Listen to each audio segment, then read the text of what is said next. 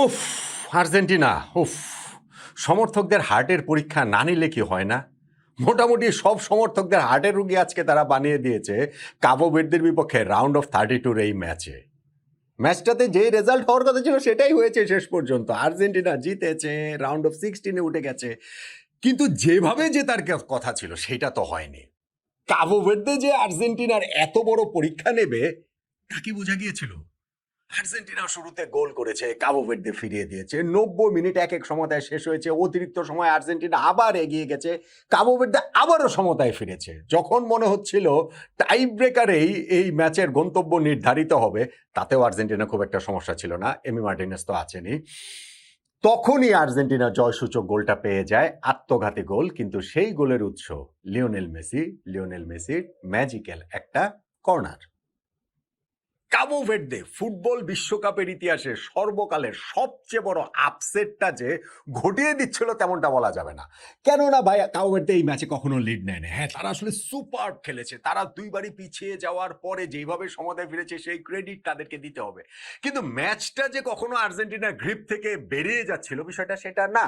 Even আমি বলছি, খেলা যদি টাই ব্রেকারে যেত, ভোজিনিয়া যতই এই কাবো ভের্দের গোলকিপার থাকুন, আজকের ম্যাচেও যতগুলো সেভ করুন না কেন, দেবু মার্টিনেজ রয়েছেন।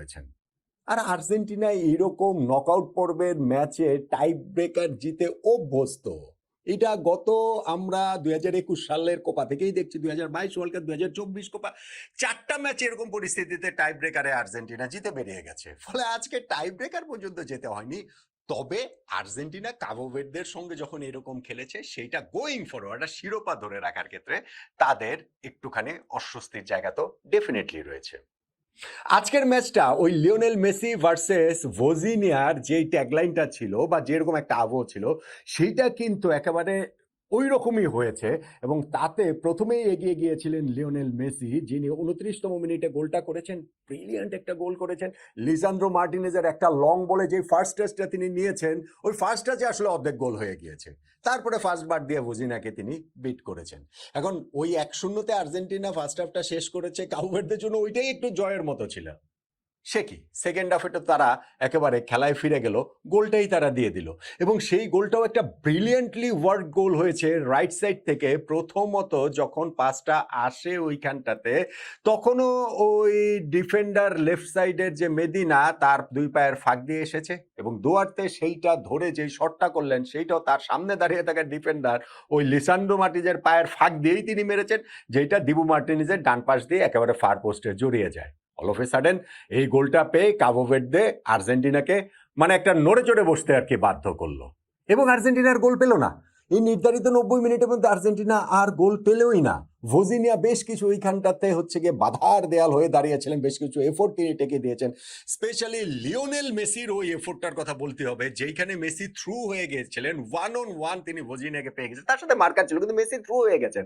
এরকম পরিস্থিতিতে মেসির গোল করাটা তার জন্য ডাল ভাত। কিন্তু ভোজিনিয়া এই দিনটাতে তাকে আসলে ঠেকে দিলেন, তার সামনে বাধার প্রাচীর হয়ে দাঁড়ালেন। ওই ঠেকানোটা আসলে দুর্দান্ত ছিল। এবং আরেকটা বার মেসি যেখানটাতে ওই যে ফ্রি কিক, কুইক যে ফ্রি কিকটা নিয়েছিলেন, ভোজিনা ফার্স্ট বারে তিনি তার ওয়াল ঠিক করছিলেন, মেসি কুইক ফ্রি কিকটা নিলেন এবং দৌড়ে গিয়ে লেফট সাইডে তিনি যেভাবে আর কি ঠেকালেন ভোজিনা, সেটাও আসলে ভালো ছিল। বেশ কিছু সুযোগ তারা আর্জেন্টিনার এইভাবেই নস্যাৎ করে দিয়েছে। খেলা অতিরিক্ত সময়ে চলে যায় এবং অতিরিক্ত সময়ের শুরুতেই সেকেন্ড মিনিটেই আর্জেন্টিনা গোলটা পেয়ে যায় লিসান্দ্রো মার্টিনেজ। যেই লিসান্দ্রো মার্টিনেজ শুরুতে আর্জেন্টিনার গোলটাতে মেসিকে পাস দিয়েছিলেন, মেসির ওইটা ওয়ার্ল্ড কাপে কিন্তু টানা 8 ম্যাচে গোল হয়ে গেছে। তিনি কিন্তু এই ওয়ার্ল্ড কাপে টানা 4 ম্যাচেই গোল করলেন, সবগুলোই রেকর্ড। মানে এই টানা 8 ম্যাচে গোল, সেটা তো আসলে রেকর্ড তো বটেই। এবং সেইখানে লিসান্দ্রো মার্টিনেজ যে পাসটা দিয়েছিলেন, সেকেন্ড গোলটা তিনি করেছেন। কর্নার থেকে তিনি ফার পোস্টে যে দাঁড়িয়েছিলেন, সেইখানে বল পেয়ে একটা বুলেট গতির শট নিলেন। আনমার্ক ছিলেন অবভিয়াসলি ফার্স্ট বার দিয়ে মেরেছেন। ভোজিনিয়া একটুখানি ডিসঅ্যাপয়েন্টেড হতে পারেন যে ফার্স্ট বার দিয়ে, কিন্তু বলের আসলে এত গতি ছিল, সেটা ঠেকানোর অবস্থা সত্যিকার অর্থে ছিল না। এখন যখন 2-1 হয়ে গেছে, তখনও মনে হয়েছে যে ম্যাচ শেষ, এক্সট্রা টাইমে খেলা গিয়েছে, 2-1 হয়ে গেছে, আর কি অনেক তো হয়েছে কাবো ভের্দের। কিন্তু কাবো ভের্দে ওইখান থেকেও কামব্যাক করেছে। সেইখান থেকেও তারা যেই গোলটা দিয়েছে, ওইটা একটা অসাধারণ গোল দিয়েছে। এই রাইট সাইডে বল পেয়ে বক্সের ভিতরে ঢুকে যে কার্লিং এফোর্ট, সেইটা দিবু মার্টিনেজ ঠেকানোর মতো অবস্থাই ছিল না। ম্যাচ আবার 2-2 হয়ে গেল এবং ফাইনালে গিয়ে ওই ম্যাচটা যখন অতিরিক্ত সময়েরও প্রথমার্ধ শেষ, দ্বিতীয়ার্ধের 15 মিনিটই বাকি, তারপরেই টাই ব্রেকার, ওই সময় গিয়ে আসলে ম্যাচটা ডিসাইড হয়ে গিয়ে ডিসাইডিং মোমেন্ট চলে আসে যখন লিওনেল মেসির একটা কর্নারে লাফিয়ে উঠে ক্রিশ্চিয়ান রোমেরো হেড করেছিলেন। সেটা ভেবেছিলাম মানে রোমেরোর গোলই ইনিশিয়ালি মনে হচ্ছিল, পরবর্তীতে দেখা গেল যে না, কাউভেরদের এক ডিফেন্ডারের গায়ে লেগেছে, লেগে বল জালে ঢুকেছে, পরে সেটা দেখলাম যে ওন গোল দেওয়া হয়েছে, আত্মঘাতী গোল। আর্জেন্টিনা তাতে আসলে কিছু কি যায় আসে। তবে এরপরেও কিন্তু কাউভেরদে হেরে যাওয়ার আগেও হারেনি, এরপরেও তারা কয়েকটা চান্স নিয়ে পেয়েছিল। ওইখানটাতে হচ্ছে গিয়ে ডিবু মার্টিনেজকে তো পরীক্ষায় নিয়েছিলেন অন্তত দুইটা অকেশনে, স্পেশালি এই যে দূরপাল্লার যে শটটাতে মানে রাইট সাইড লেফট সাইড থেকে যে শটটা নেওয়া হয়েছিল, সেইটা ডিবু মার্টিনেজ দারুণ ভাবে ফিঙ্গার টিপসে মেসি।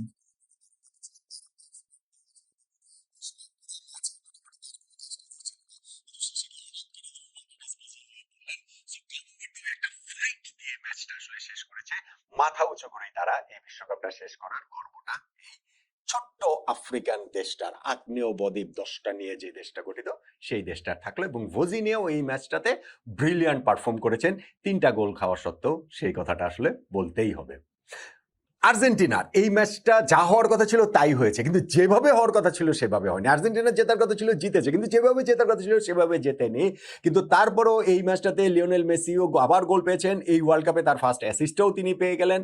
অ্যাসিস্টে তো ওইটা লাস্টে যে কর্নারের যে জায়গাটা, সো অফিসিয়াল ওইখানটাতে তিনি ওই জায়গাটাতে পেয়ে গেলেন, এবং ফাইনালি গিয়ে আর্জেন্টিনা ম্যাচটা শেষ সময় গিয়ে জিতেছে। এবং আমি আবারও বলবো যে এরকম ম্যাচ ওয়ার্ল্ড কাপের ইতিহাসে সর্বকালের সবচেয়ে বড় আপসেট ঘটানোর যে প্লটটা আসলে কাবো ভের্দে করে ফেলেছিল, আমি আসলে অত কাছাকাছি কাবো ভের্দেকে দেখি না।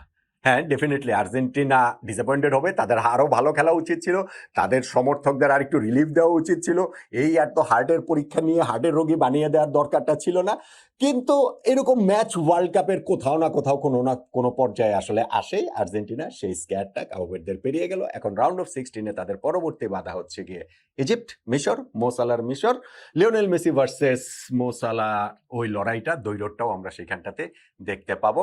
এই ম্যাচটা যখন আর্জেন্টিনা এইভাবে পেরিয়ে গেছে কাবো ভের্দের বিপক্ষে, একটাই স্ক্যার তারা পেরিয়ে গেছে, পরবর্তী ম্যাচগুলোতে নিশ্চিতভাবেই আরও একটু ভালো খেলা, শিরোপা তো ডিফেন্ড করতে হবে, সেই জায়গাটা থেকে তাদের প্রত্যাশার জায়গা থাকবে। তবে আমি যেটা বলছিলাম যে ফুটবল ইতিহাসে সর্বকালের সবচেয়ে বড় আপসেটটা যে কাবো ভের্দে ঘটিয়ে দেবে, সেইটা আসলে আমার কাছে অন্ততপক্ষে কোনো সময় মনে হয় নাই যে না, ওই ঘটনাটা ঘটেই যাচ্ছে। আর্জেন্টিনা জেতার কথা ছিল, আর্জেন্টিনা জিতেছে, যেভাবে জেতার কথা ছিল সেইভাবে শুধু জেতেনি।